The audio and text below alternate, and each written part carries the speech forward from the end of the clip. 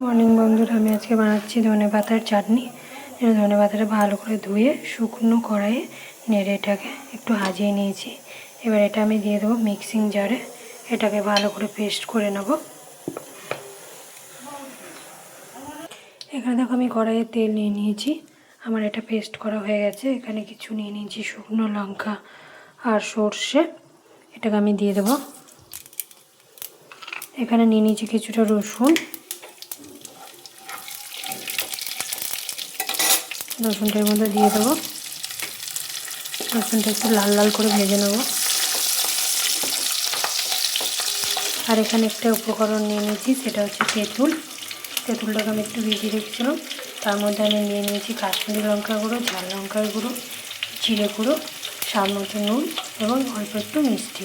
তোমরা তোমাদের পরিমাণ মতো নিয়ে নিও, আমি আমার পরিমাণ মতো নিয়ে নিয়েছি। এবার এখানে এটা লাল লাল করে ভেজে নেব।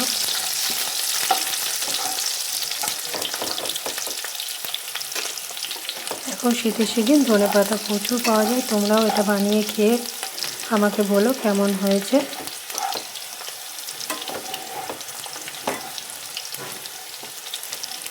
এটা খেতে খুব সুন্দর লাগে। আমি আগেও একদিন বানিয়েছিলাম, তাই আমি ভাবলাম তোমাদের সঙ্গে শেয়ার করে নিই। আমার এটা লাল লাল করে ভাজা হয়ে গেছে। এবার এর মধ্যে আমি দিয়ে দেবো তেঁতুলের কাঠ।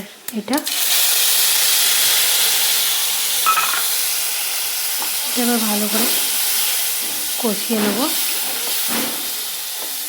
এর মধ্যে একটু আমি দিয়েছি হলুদটা তোমরাও দিয়ে দিও।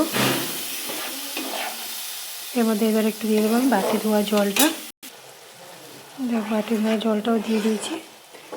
এটুকু একটুখানি নেড়ে চেড়ে মশলার গন্ধটা চলে গেলে তারপর আমি ধনেপাতাটা দিয়ে দেবো।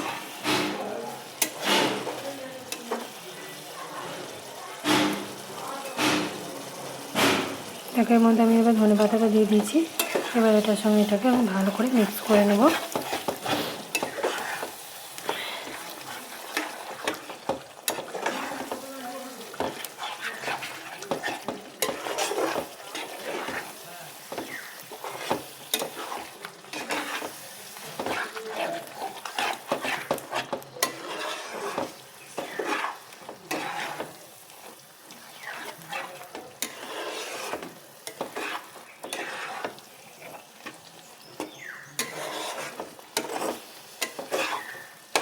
এটা আমি এবার শুকনো শুকনো করে ভালো করে ভেজে নেব।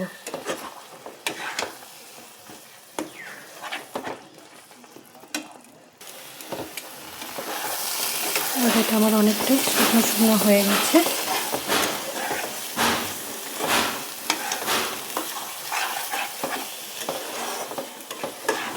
সুন্দর একটা সেন্ট বেরিয়েছে। ধনেপাতায় অলরেডি একটা সেন্ট আছে, আরও একটা সুন্দর সেন্ট বেরিয়েছে।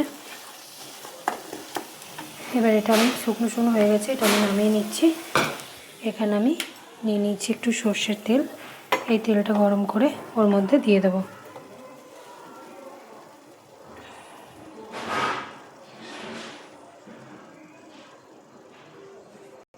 তেলটা গরম হয়ে গেছে, এবার তেলটা এর মধ্যে দিয়ে দিচ্ছি।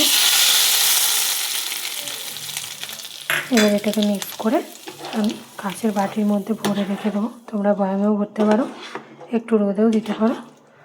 এটা ফ্রিজে স্টোর করে রাখলে অনেক দিন পর্যন্ত খাওয়া যাবে। গরম ভাতের সঙ্গে হেভি লাগে।